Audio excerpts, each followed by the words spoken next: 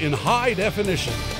From the area's most experienced news team, this is NBC 29 HD News at 11. The weather sure is taking a turn from fall to winter tonight. Thanks for joining us. I'm Matt Talhelm. We are expecting lows to fall below freezing, and high winds out there are whipping up a fire danger. Let's get right to Storm Team 29 meteorologist Clayton Stiver tracking it on our first forecast. Hey, Clayton. Yeah, Matt, a lot to get to tonight. A little bit of everything here weather-wise as we've seen a strong cold front move through earlier in the day. First off, the high winds, a wind advisory up from the Weather Service for the Shenandoah Valley, Greene, Madison, and Culpeper counties. This goes until the midnight hour late tomorrow night, but then you get into the higher elevations of the Blue Ridge. We're under a high wind warning here, so you're talking wind gusts anywhere between 35 to maybe as high as 60 miles per hour. It's the folks across the mountains that have the best chance to see the gusts that high. And even if you're not on the advisory here east of the Blue Ridge, we're still going to be seeing gusts maybe around 35 miles per hour at times, so we'll have to watch for any tree or power line damage. Also use extra caution when driving, and of course with the winds,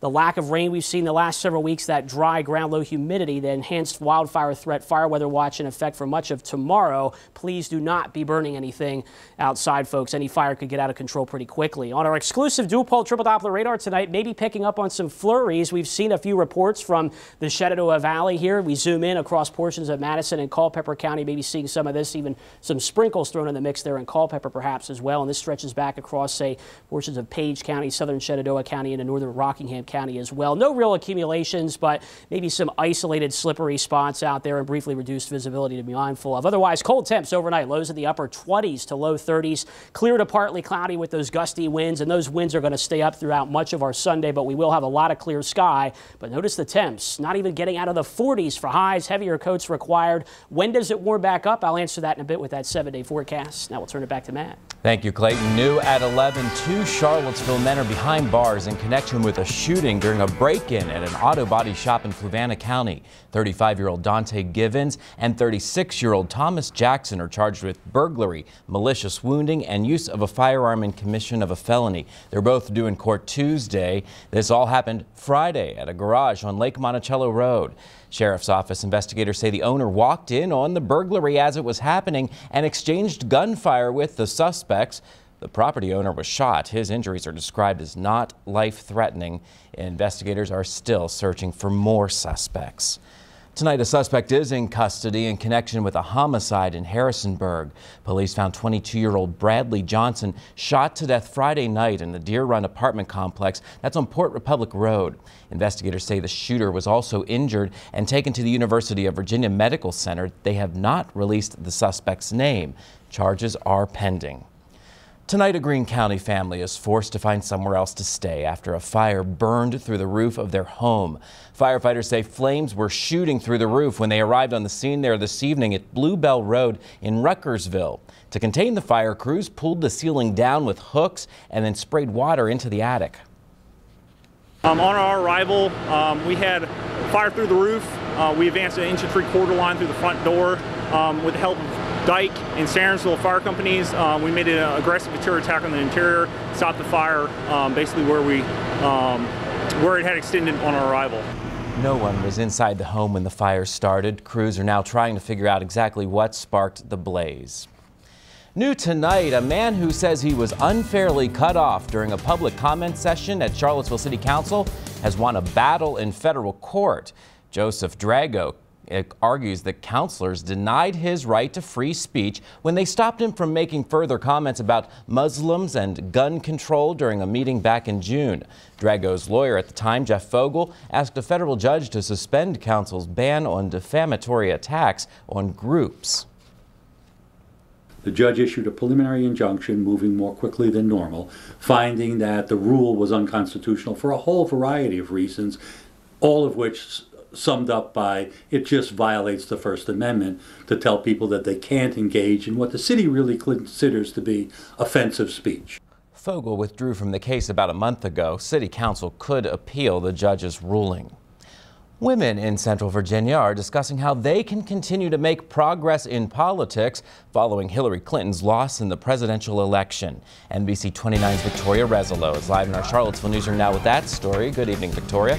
Good evening, Matt. Well, more than 50 women came together tonight for a Women Leaders of Virginia event in Charlottesville. They discussed their disappointment after Clinton's loss, but say they are choosing to focus their efforts more on how they can get involved in their own local governments. Several elected women spoke at tonight's event, including state delegates Jennifer McClellan, Eileen Fillercorn, and Charnel Herring. They're encouraging people to put their efforts toward electing women in their own local government. Amy Sarah Marshall attended the event. She says she wants her daughter to have more women to look up to. This is really important for me to see there be more women leaders out there, so my daughter still has people to look up to. That's important that, you know, all of our daughters, that everybody sees someone like them who is going to the top and doing well and showing leadership. A big focus tonight was on how people in Charlottesville and surrounding communities can support Democratic women running for the General Assembly in 2017.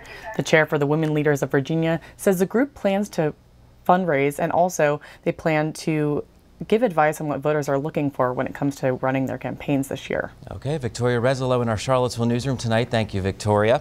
A Democratic state delegate from Northern Virginia will not run for lieutenant governor in 2017. Eileen Fillercorn announced today that she will not seek the statewide office.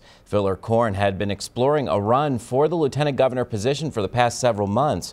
Northern Virginia Attorney Justin Fairfax is now the only Democrat to publicly declare a bid for the office. Several Republicans are vying for their party's nomination. President-elect Donald Trump is trying to fill dozens of positions in his upcoming administration. He is meeting with potential candidates all weekend at his golf course in New Jersey. NBC's Chris Pallone reports.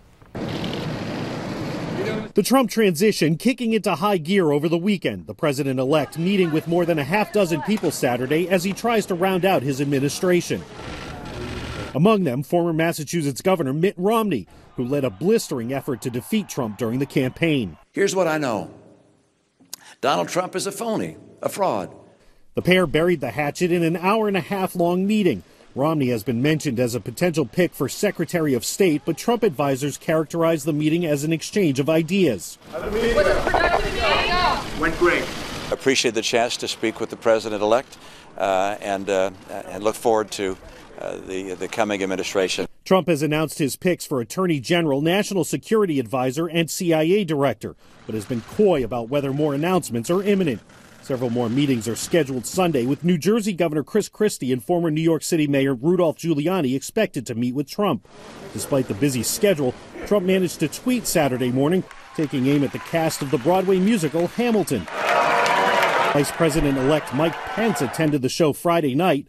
From the stage, the cast urged Pence to represent all Americans. We, sir, we are the diverse America who are alarmed and anxious that your new administration will not protect us. Trump demanded an apology and said Pence was harassed. A cast member responded that conversation isn't harassment. Chris Pallone, NBC News, New York.